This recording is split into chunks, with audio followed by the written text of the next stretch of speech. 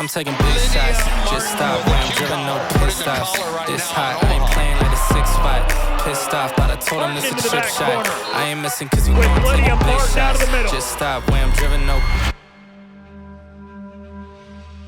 The first time I got my first ever concussion, it was my freshman year of college. I got hit and instantly felt so out of it. And concussions are hard to explain because they're so individualized. They're similar symptoms. For me, it was sensitivity to light, the noise in the gym, which like ringing. It was awful. And I had to go to my room in the dark, and you're sitting there basically doing nothing. And you also have school, and you can't read or look at a computer, so you're kind of just alone.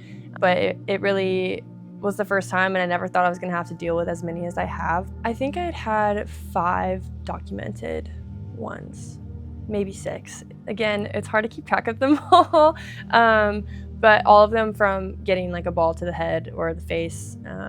And I was at Oklahoma at this point when I started trying to think about my options of, hey, do I need to medically retire? It's hard seeing the person you love and want to spend the rest of your life with just in pain all the time. There's no real way for me to describe it except for it pains me, probably to the extent it did her, but in just an emotional way rather than a physical. I think when you get concussions, it's really hard to explain to people what you're experiencing because it's in your brain and it's not something you can see. Like there's no swelling or, I mean, I'm sure you could get imaging, but I never did. And it's hard not to just feel really dumb or stupid because you can literally feel your brain lagging. Or there's sometimes memory issues. There was a time when I legit, like some of my best friends to this day were like, I thought you had a disability or some sort of speech impediment when I first met you because you would be talking and then all of a sudden gibberish would come out. And I had no idea that was happening. And so I think learning the severity of my symptoms truly have an impact not only on me, but how other people are meeting me and how I can communicate with one another. It's just really scary because you never know if one hit can just end it all for you. And it was frustrating. I was talking to my husband, Zach, of what do? I think the Lord has brought me here to play volleyball. I've done nothing to get me here to this point, and I'm having people say I could play professionally, but is this the end? Like, what was it for? What's the purpose behind it? And, I just had to lean into my faith at that point of, Lord, I'm leaving this in your hands. Like, what do you want me to do? I'll go continue playing, but also, like, if this isn't for me, then just, like, totally shut the door down. And that's kind of when Q-Collar was introduced to me, was at that point of, hey, this is an option. Like, why don't you just give it a try? It's made of silicone, and it's just stretchy enough for your neck. And then you have different sleeves that you can wear. I got custom sleeves, so they have my number on them. And then there's different sizes, so you have to get your right neck side. Slide it on there. And you kind of just feed it through. And then you hook it on the end there. And then it's ready. And then I just put it on.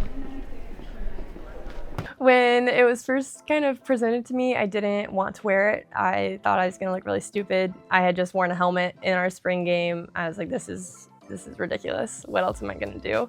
And so when my father-in-law finally connected me with Suzanne, who's their vice president of marketing, we were able to talk about it. She said, just measure your neck. So they all have like neck sizes.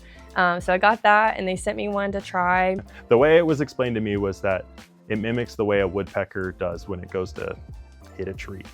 So it increases that blood that's in its brain so that its brain doesn't hit the skull when it's repeatedly hitting a tree. Really been amazing for us to see how volleyball has adopted it so quickly, because it is a problem in volleyball. People just didn't know about it. And we say this often, repetitive head impacts or traumatic brain injuries is not a football problem. Football takes the brunt of it because it's the most visible, but in reality, it's a problem across all sports. And volleyball has just verified that, right? This is a sport that you wouldn't think about, but it is an issue. And Lydia helped really bring attention to it. It's inspiring to see other players in the NCAA wear it. And even now at the professional level, I think a couple other girls are starting to, maybe some liberos. And that's just really cool to think that I was the start of that. And the awareness is getting out. Not many people, again, know what it is, and I'm just excited for the word to get out. Q collar has meant a lot to me. I mean, it gave me the ability to play volleyball again after a lot of injuries, and it also just gives that like security and safety of knowing that I'll be good, you know, regardless of what happens. But yeah, I mean, I don't know really what I would do without the Q collar. I don't know if I'd be able to play volleyball. There's so many girls at the high school level and club level who are asking me, their parents are DMing me about it. So it's cool to see the world of volleyball actually bringing awareness to concussions, because most people don't think that you're gonna get them because it's not technically a contact sport, but the ball is a contact itself. So it's important to take care of your brain at any age at this point. Wearing the Q collar has definitely given me more security and kind of safety. Some people think it's placebo, but there's truly science that backs it up. And so if I'm on the court and I don't have it, I'm like scared to get hit. And I'm so grateful that I have multiple ones in case I forget it. Because even last week I got hit twice, and Kayla on our team, she just went up and I hadn't even crossed the plane at the net and she just nailed me. And she's one of the strongest hitters.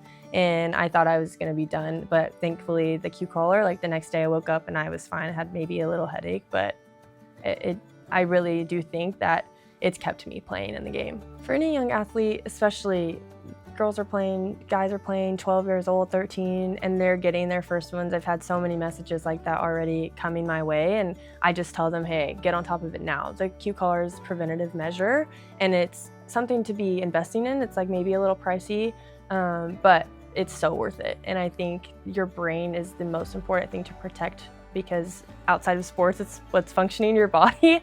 And so speak up for yourself. If something doesn't feel right, don't let the pressures of coaches and other teammates kind of like push you off or brush you to the side. Like, you need to speak up and say, no, my brain is important and I'm not fully healed yet. I want to be the best of the best, and I can't do that if I'm not protecting myself.